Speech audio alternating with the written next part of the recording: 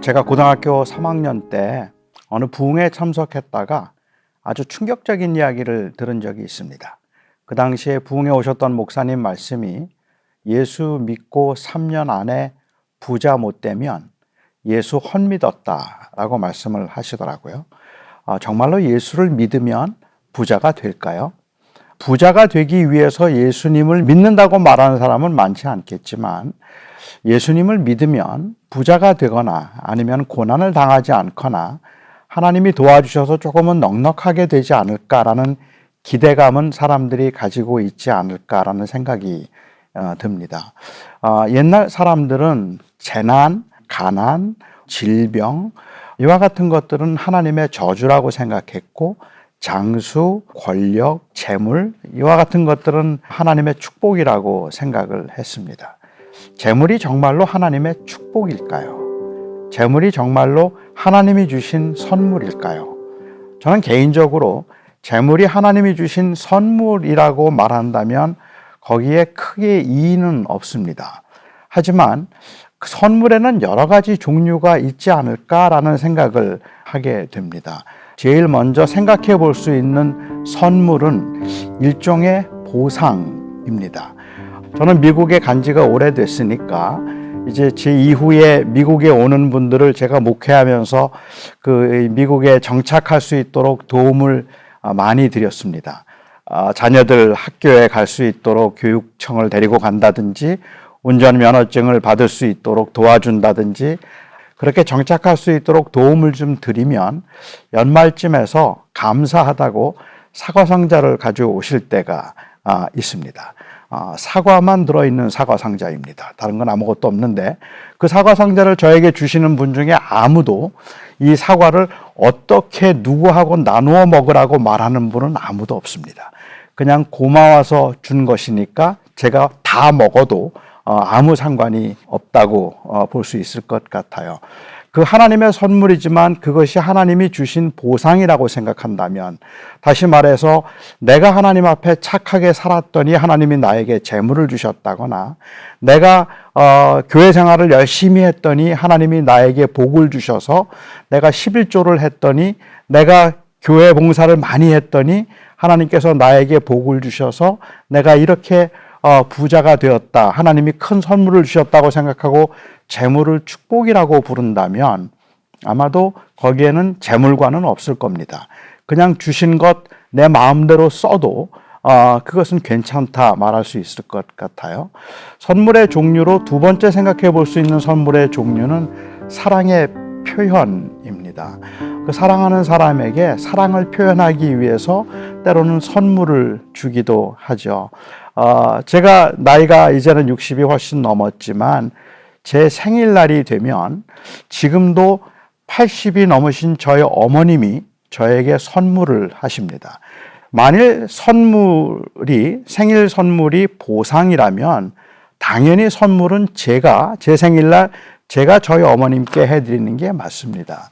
하지만 저는 저희 어머님에게 선물 받기를 좋아하고 저희 아이들에게 제 생일날 선물 받는 것을 좋아하는 이유는 바로 그것이 사랑의 표현이기 때문에 그런 거겠죠. 처음 미국에 갔을 때 70년대만 하더라도 경제적으로 우리 조국도 많이 어려울 때였기 때문에 미국에 온 분들은 그 당시에 미국에 올 수 있었던 것이 굉장한 기회였다고 생각을 했었습니다. 그렇기 때문에 그 당시 70년대 이민교회에서 어렵지 않게 들을 수 있었던 기도의 내용들이 지금 한국은 경제적으로 아직 어렵고 그리고 아프리카에는 굶어 죽는 사람들이 많은데 하나님께서 우리를 특별히 사랑하셔서 이 젖과 꿀이 흐르는 기회의 나라 미국으로 보내주셔서 감사합니다라는 기도를 우리는 어렵지 않게 들을 수 있었습니다. 근데 그때 청년이었던 저의 경우 그 기도를 들으면서 그 당시에도 마음에 좀 불편함이 느껴졌던 이유는 하나님이 특별히 사랑하셔서 우리들을 미국에 보내셨다면 그러면 한국에 있는 분들이나 혹은 아프리카에 있는 분들이 그 기도를 듣는다면 무슨 생각을 할까? 라는 생각을 했었어요. 무슨 마음이 들까라는 생각이 들기도 했던 거죠.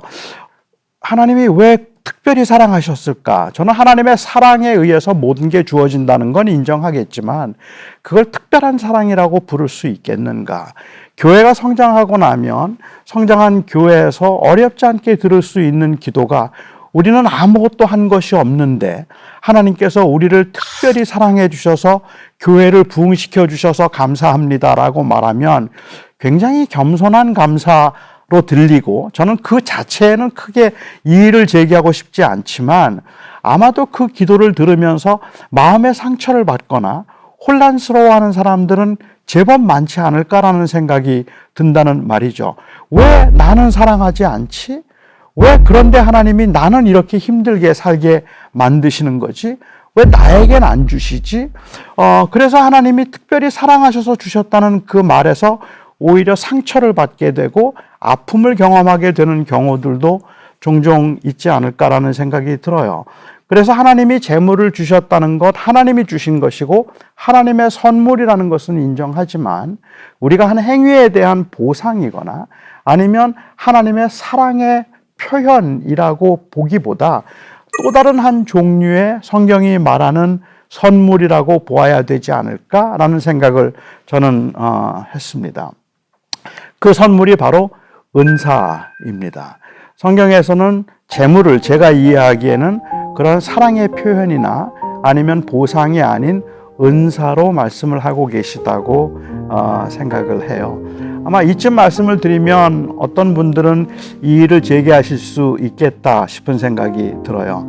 하지만 성경에 보면 분명히 하나님이 사랑하는 사람들을 장수하게 하시고 하나님이 사랑하는 사람들에게 재물을 주셔서 복되게 하시고 그리고 모든 일을 형통하게 하셨다는 기록이 성경에는 틀림없이 나오기 때문에 그렇습니다.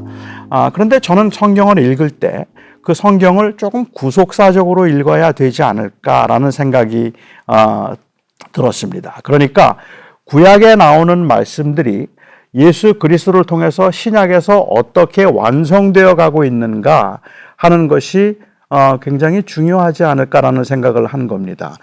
구약에서는 제사가 굉장히 중요했습니다. 이 제사를 통해서 하나님께 가까이 갈 수 있었고 그래서 하나님은 제사법을 아주 상세하게 가르쳐 주기도 하셨죠. 경건과 거룩을 보여줄 수 있는 이 제사가 예수 그리스도를 통해서 완성이 되었습니다. 그렇기 때문에 신약 시대의 성도들은 더 이상은 구약에서 가르치는 대로 제사를 하지 않습니다. 그것은 제사가 폐지됐다는 의미가 아니라 제사의 원래의 의미가 완성되었다는 의미라고 볼 수 있을 것 같아요. 두 번째 생각해 볼 수 있는 개념이 바로 성전이 아닐까 하는 생각이 듭니다. 이스라엘 백성들이 출애굽하고 난 이후에 광야에서 생활하는 동안에 하나님께서는 성막을 짓도록 하셨습니다. 그 성막이 상징했던 바는 하나님의 임재입니다. 나는 내 하나님이 되고 너는 내 백성이 되어서 내가 항상 너와 함께 하겠다라는 그 상징이 바로 이 성막이었죠. 그리고 이스라엘 백성들이 마침내 가나안에 정착하고 난 다음에 그들은 이제 성전을 짓게 됩니다.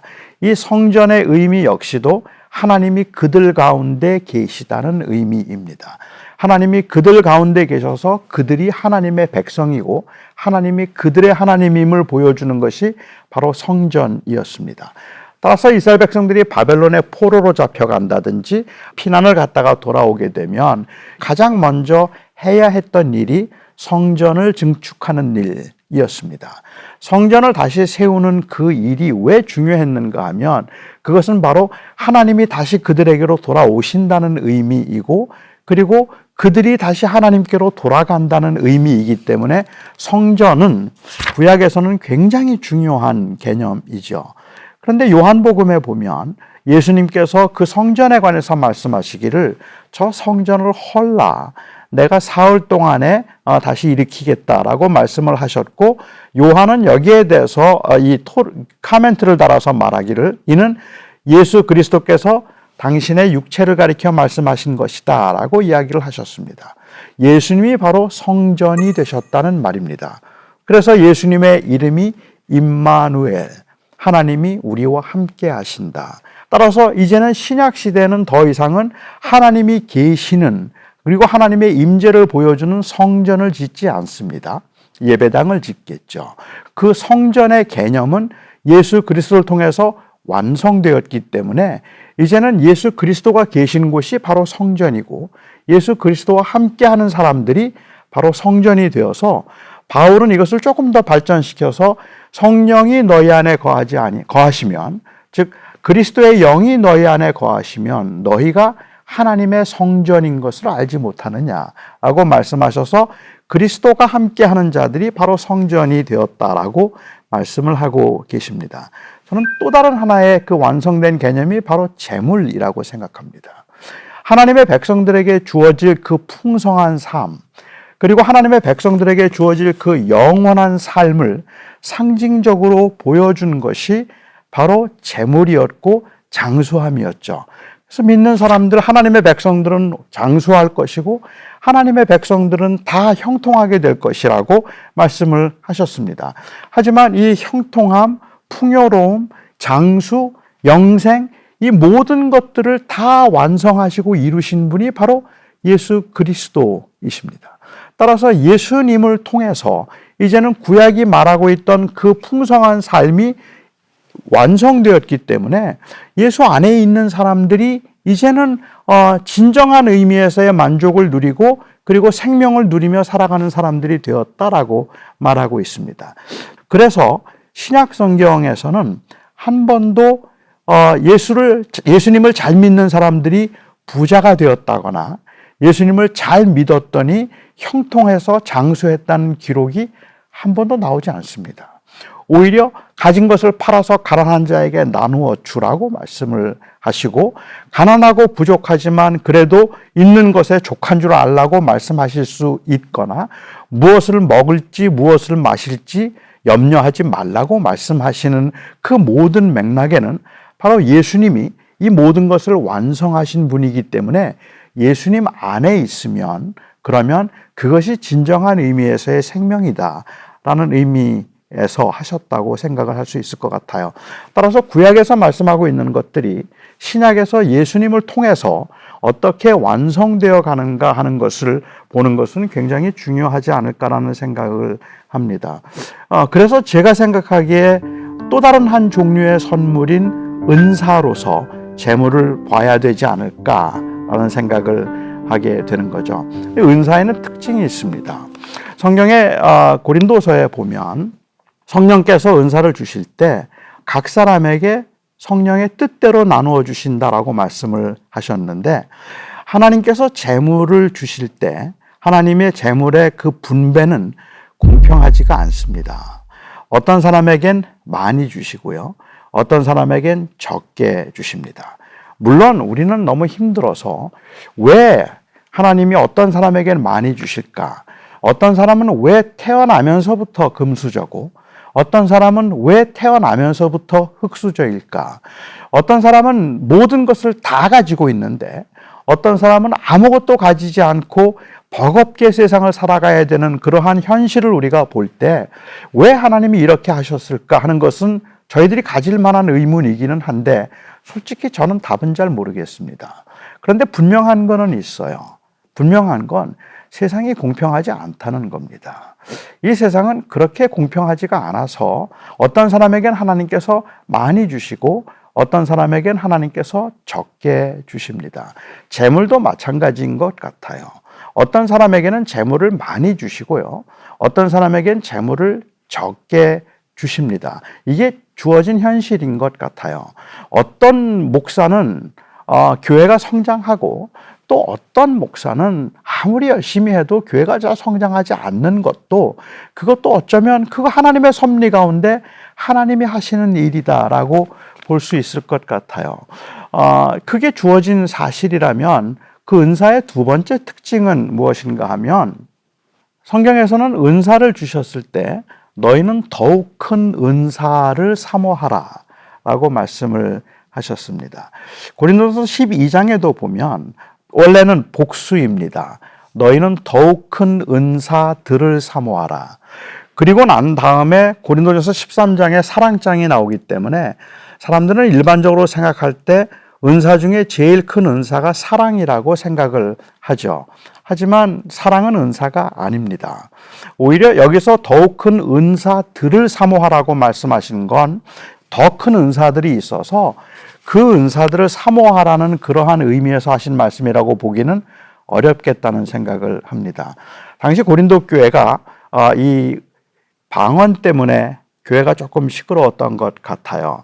그러니까 방언의 은사를 받은 사람들이 있었고 방언의 은사를 받지 못한 사람들이 있었습니다. 바울은 오히려 그 방언의 은사로 인하여서 교회가 어려워지거나 힘들어지는 모습을 보면서 그 고린도전서 12장의 끝부분에서 그렇게 말씀하시죠. 다 선지자겠느냐? 다 교사겠느냐? 다 능력 행하는 자겠느냐? 다 방언하는 자겠느냐? 다 통역하는 자겠느냐? 아니라는 말이죠. 하나님이 각자에게 주신 게 다르다는 말이겠죠. 그런즉 너희는 더욱 큰 은사들을 사모하라. 내가 너희에게 제일 좋은 길을 보이리라. 그리고 난 다음에 그 유명한 고린도전서 13장 말씀을 하십니다. 사람이 천사의 말을 한다 할지라도 사랑이 없으면 울리는 꽹과리가 되고 사람이 산을 옮길 만한 믿음이 있다 할지라도 사랑이 없으면 그건 아무것도 아니다라고 말씀하시죠. 그러니까 여기서 사도 바울께서 대조하고 계시는 것은 믿음과 방언이 아닙니다. 어떤 게 더 크냐 이런 이야기를 하고 계시는 것이 아니라 오히려 사랑이 없는 방언과 사랑이 있는 방언을 대조하시고 사랑이 있는 믿음과 사랑이 없는 믿음을 대조하고 계시는 것이죠. 그러니까 사람이 천사의 말을 한다 할지라도 사랑이 없다면 그건 아무것도 아니에요. 그런데 사랑이 있으면 좋아요. 사람이 산을 옮길 만한 믿음이 있더라도 사랑이 없다면 그건 아무것도 아닌데 그런데 사랑이 있으면 좋아요. 그러면 사랑이라는 게 뭘까요? 4절, 5절, 6절 계속 설명하시죠. 사랑은 오래 참고 온유하며 자랑하지 않고 교만하지 않고 무례하게 행하지 아니하고 그리고 자기의 유익을 구하지 아니하는 것, 그게 바로 사랑이다라고 이야기를 하고 계시는 겁니다. 그러니까는 사도 바울이 하시는 말씀의 의도를 제가 좀 정리해 보자면 이런 거죠. 하나님께서 너희에게 방언의 은사를 주셨느냐? 그렇다면 그 은사가 더욱 큰 은사가 되게 하라. 어떻게 하는 게 제일 좋은 방법일까? 제일 좋은 방법은 바로 사랑으로 행하는 것이지. 그러면 사랑으로 행한다는 게 무엇일까? 내가 방언의 은사를 받았다고 해서 교만하지 말고 무례하게 행하지 말고 자기의 유익을 구하지 말고 다른 사람들을 무시하지 마라. 그러면 그 은사가 큰 은사가 될 것이다. 하나님이 너에게 재물을 주셨느냐? 그러면 그 재물이 큰 은사가 되게 하라. 하나님께서 주신 재물 때문에 교만하거나 아니면 그것 가지고 다른 사람들을 무시하거나 자기의 유익을 구하거나 아니면 그것으로 인하여서 무례하게 행한다면 그렇다면 하나님이 주신 그 은사는 작은 은사가 될 것이라는 말씀을 하고 계시는 거죠. 그러니까 사랑이라는 본유적으로 더 큰 은사가 있다는 말씀이 아니라 하나님이 너에게 무엇을 주셨든지 그것이 큰 것이든 작은 것이든 우리에게 주어진 사명은 그것을 큰 은사가 되게 만드는 사명이라는 겁니다. 그리고 그 큰 은사가 되게 만드는 가장 좋은 길은 바로 사랑으로 행하는 것이다 라고 말씀하고 계시는 거죠. 그러니까 우리는 왜 어떤 사람에게 많이 주셨는지 잘 모르겠지만 그렇지만 많이 가진 사람이 느껴야 되는 사명이 있다는 말이죠. 이게 제가 세 번째로 드리고 싶은 말씀인데 은사의 특징 중에 또 다른 하나는 은사는 언제나 사명이었다는 말입니다. 교회를 섬기기 위한 것이거나 사람을 섬기기 위한 것이거나 아니면 세상을 섬기도록 하기 위한 섬김을 위한 것이 바로 은사의 특징이라는 것이죠. 나에게 그냥 내가 너무 믿음 생활을 잘했더니 하나님이 주신 복이라고 생각하면 누리면 그만이겠지만 하나님이 나에게 많이 주신 것이 나에게 주신 사명이었다고 생각한다면 그렇다면 이제는 내가 어떻게 살아야 하는가 하는 것이 훨씬 더 중요한 문제가 된다는 말입니다. 얼마나 많이 가졌는가 하는 것이 중요한 것이 아니라 사실은 얼마나 많이 남겼는가 하는 것이 훨씬 더 중요한 문제가 될 수 있는 거죠. 예수님께서 달란트의 비유에서도 재밌는 비유를 말씀하시잖아요. 어떤 사람에겐 5을 주셨고 어떤 사람에겐 2를 주시고 어떤 사람에겐 1달란트를 주셨습니다. 물론 주님이 말씀하신 그 하나님의 나라의 관점에서의 달란트의 비유의 의도는 좀 다르겠지만 하나님의 공평함이 어디에 나타나는가 하면 5을 가진 사람이 3개를 남겨서 8개를 갖고 2개 가진 사람이 최선을 다해서 2개를 남겨서 4개를 가지면 반밖에 되지 않아도 착하고 충성된 종이라는 칭찬을 들을 사람은 8개를 가진 사람이 아니라 4개를 가진 사람이라는 말입니다. 따라서 우리는 몇 개가 주어졌는가 하는 것보다 이제 가진 사람들이 어떻게 남겨야 되는가 하는 것이 훨씬 더 중요한 문제가 되지 않을까라는 생각을 해서 재물은 은사다. 즉 재물에는 항상 사명이 있다라고 말하게 되는 거죠. 저희 주변에도 이제 교회가 크게 성장한 교회들이 좀 있습니다. 교회가 성장한 교회들을 보면 가끔 그런 이야기를 들을 때가 있어요. 하나님께서 특별히 우리를 사랑하셔서 우리는 아무것도 아닌데 그냥 교회가 저절로 막 성장하게 하셨어요. 얼마나 감사한지 몰라요. 물론 교회가 성장했다는 건 당연히 감사할 일입니다. 근데 그렇게 말씀하신다든지 그렇지 않다면 우리 교회가 어떻게 성장하게 되었는가 하는 그 비결들을 말씀하세요. 새벽 기도를 열심히 했더니 성장했다. 우리 교회가 이 전도를 많이 했더니 교회가 성장했다. 목사님의 설교가 너무 좋아서 그래서 교회가 성장했다. 물론 그런 심리적이고 사회적인 그런 요소들이 저는 전혀 부인하고 싶은 마음은 없지만 하지만 저는 그게 사실이 아니라고 생각하는 이유는 실제로 그렇지 않았음에도 불구하고 성장하는 교회도 많다는 것과 열심히 기도하는데도 잘하지 않는 교회들도 있더라는 것 때문에 그렇습니다. 저는 그렇게 교회가 성장하면 우리 교회는 이렇게 성장했다고 하는 성장의 비결을 말한다든지 아니면 하나님이 특별히 사랑해서 우리가 성장되었다고 감사하는 것도 좋은데 그걸 못지않게 제가 하고 싶은 말이 있다면 그렇게 성장시키셨으면 하나님이 이 교회를 통해서 뭘 하려고 하실까? 그 하나님의 의도와 사명을 느끼는 것이 훨씬 더 중요하지 않겠는가라는 생각을 하게 되더라는 거죠. 아주 오래전에 그 보이스피싱이 처음 막 있을 때 그때 제가 이 보이스피싱을 받은 적이 이 메일을 받은 적이 있었어요. 나이지리아에 있는 어떤 크리스찬이 600만 불을 우리 교회에다 헌금하고 싶다고 이메일을 보내왔습니다. 근데 처음에 그 메일을 받았을 때 너무 흥분되는 거예요. 너무 좋아요. 600만 불? 야, 이걸 우리 교회를 준다고? 근데 당시 저희 교회가 이 홈레스들 사역을 하고 있었거든요. 혹시 이걸 알았나? 이런 이야기들을 생각해서 혼자 막 꿈에 부풀었죠. 그래서 거기에 메일을 남기라 해서 제가 나이지리아에 전화까지 했어요. 그 당시에. 그리고 했더니 은행 어카운트를 알려주면 돈을 보내겠다 그래서 제가 이제 보이스피싱인 줄 알고 끝내긴 했는데 아무튼 그렇게 해서 해프닝으로 끝나기는 했는데요. 그때 제가 문득 든 생각이 있었습니다. 그게 진짜였다면 어땠을까? 600만 불을 저희를 주는 거예요.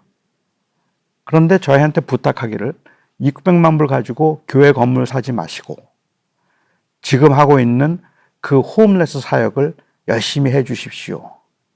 했더라면 우리가 얼마나 힘들게 일을 했어야 됐을까?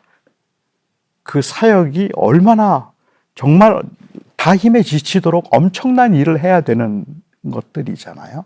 하나님이 각자에게 다르게 주셨지만 그것을 사명으로 생각한다면 그러면 많이 주어졌을 때 저는 그것 가지고 다른 사람들 앞에서 자랑하려고 하거나 내가 남보다 더 낫다고 생각하거나 혹은 다른 사람들을 무시하는 이런 일들을 하는 것은 그것은 재물을 합당하게 보고 있는 것이 아니라고 생각합니다.